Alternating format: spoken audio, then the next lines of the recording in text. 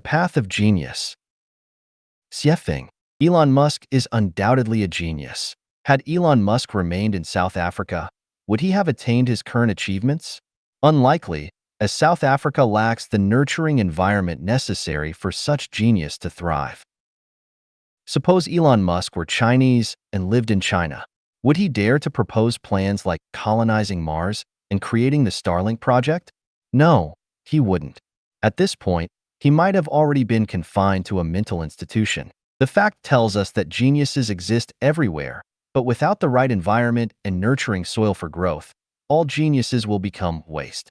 Therefore, finding the suitable soil and environment for one's growth is the primary choice on the path of genius. Christopher Columbus, who is credited with discovering the New World, was undoubtedly also a genius. Suppose Columbus's wife were still alive at the time. Would Columbus still dare to venture out to sea? The responsibility of providing for the family alone is demanding. How could one then find the time or inclination to embark on a perilous voyage? Additionally, supposing his wife possessed a narrow-minded and jealous nature, would she agree to his maritime adventures? She might ask, "Don't you love me anymore? Are you already planning to abandon me for another woman? How will I and the children survive if you don't return?" No, absolutely not. I refuse to let you go on a sea expedition. An unreasonable wife might assert, "As long as I'm alive, you'll remain at home and not go anywhere." I firmly believe that marriage and family bury half of the world's geniuses. Therefore, the second rule on the path of genius is not to be bound by trivial matters and mundane people. Li Shizhen, Bian Ke, Sun Simiao, Zhang Zhongjing, and others are undoubtedly medical geniuses. Suppose these famous doctors lived in today's China. They would be considered quacks. They would have either been detained on charges of practicing medicine without a license or forced to give up their medical practice. This means that for geniuses to fully utilize their innate talents, the timing of birth and growth must be appropriate, as even exotic flowers cannot survive in winter. In summary, soil, environment, freedom, and fortune are the path of genius, and none of these four elements can be lacking. This suggests that for every 10 geniuses, 9 go unrecognized or wasted. Without the appropriate soil and environment, geniuses will perish. Without a free living environment, geniuses cannot fulfill their ambitions, and unfavorable timing of birth and growth will suppress and oppress geniuses. People who can become celestial beings or Buddhas must be geniuses. Otherwise, how could they possess such high spirituality and perseverance? Since only geniuses can become celestial beings or Buddhas, the path to becoming a celestial being or a Buddha must also follow the path of genius, which includes suitable soil and environment, freedom to express one's personality and talents, and opportune timing. Therefore, to become a celestial being or Buddha, one must first seek and choose the soil and environment that can lead to celestial being and Buddha. Secondly, one must break free from all constraints on one's freedom. As for fortune, it is something beyond one's control. One can only leave it to fate. The higher the aspiration, the wider the path. Xiefeng. In places where competition is fierce, survival conditions become harsher and relationships between people become more tense, making the acquisition of survival resources more brutal.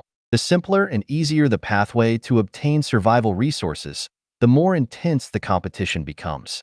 For a job that anyone can do, the more sought after it becomes, the fiercer the competition. For a job that only 1 in 10 people can do, the competition is relatively less fierce. Then, for a job that only 1 in 100, 1,000, 1,000,000, or 1,000,000,000 people can do, we find that the fewer people who can do it, the less competitive it is because there are not many people competing with oneself. For example, a surface coal mining company recruiting miners will attract many applicants. However, the Mariana Trench Exploration Company, due to the high difficulty involved, would likely struggle to find more than a few suitable candidates worldwide. A government unit recruiting civil servants, hiring 10 of them, may attract hundreds or thousands of applicants, making the competition fierce. But if Elon Musk is recruiting someone capable of controlling the global nuclear weapons button to prevent nuclear-armed countries from launching nuclear weapons, probably only very few people can be found in the world at present. In 1997, I went to the Harare labor market to recruit a male flower worker and a female worker for laundry, cleaning, and hygiene. When the car arrived at the market, before I could even get out of the car, many people surrounded it. There were many people who wanted to do flower work and household chores. Later, when I went to the market to recruit shop assistants, the situation was the same. Then, when I opened a bar and tried to recruit a bartender, there were very few suitable candidates. Later, when I opened a nightclub and tried to recruit a DJ mixer, I couldn't find one. I had to hire a DJ mixer instead. From this, we discovered a small secret, which is that if you want to find a job with low competition and high income in society, you must have special talents and be different from others. Without putting in effort and undergoing rigorous training during our upbringing, we can only compete with many others for our livelihood. This involves the question of the meaning of life. That is, from an early age, we must consider what kind of work or career to engage in.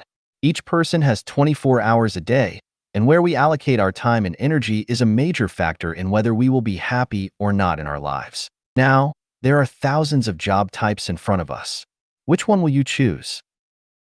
For example, shining shoes, making shoes, repairing shoes, herding sheep, herding horses, farming, gardening, being a shop assistant, a police officer, a taxi driver, a delivery person, a grocery store manager, a restaurant owner, a teacher, a civil servant, a worker, a soldier, a workshop technician, an engineer, a professor, a painter, a doctor, a lawyer, a judge, a musician, a performer, an entrepreneur, a writer, and so on. We find that the faster the income comes, the simpler and more accessible the job is, and the more people can do it, the more intense the competition will be.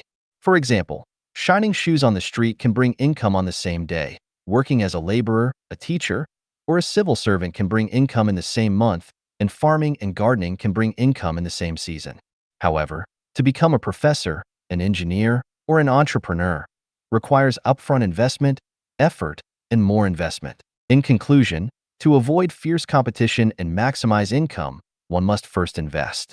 The longer the investment period, the fewer competitors there will be, and the greater the benefits will be. At this point, we find that due to the need for survival or the pressure of survival, most people have given up investing and turned to seeking quick profits. They go where they can make money quickly and engage in work that can bring immediate gains. As a result, the number of elite individuals in all walks of life is decreasing, while outstanding individuals are becoming fewer and fewer, and the number of ordinary people is increasing. Everyone is familiar with the story of Mencius' mother moving 3 times. Why did Mencius' mother move 3 times? It was actually for her son's aspiration. In the end, because of his high aspirations, Mencius became a great thinker who has been passed down through the ages. The higher the aspiration, the more one must endure long-term solitary struggles. One must endure rigorous training and withstand the temptations of money, power, fame, and beauty. Additionally, one must persevere in focusing one's mind and spirit on one's ideals. Finally, one must invest one's time and energy in one's own career. Do not be hasty for quick success. Those who are hasty for quick success will never become outstanding figures. So, what is the highest aspiration? Whether it is herding sheep, shining shoes, farming, or becoming a professor, a doctor, or a financier, the ultimate result is death. It's considered good to live safely until the age of 70 or 80, thinking about life's brevity, tossing around, and eventually becoming a handful of ashes in a bone ash box, thinking of such an end. All hopes are dashed. Therefore, we find that becoming a celestial being is the highest aspiration in life. Not only can one enjoy the joys of life to the fullest, but there is also a wonderful future ahead. Do you want to become a celestial being?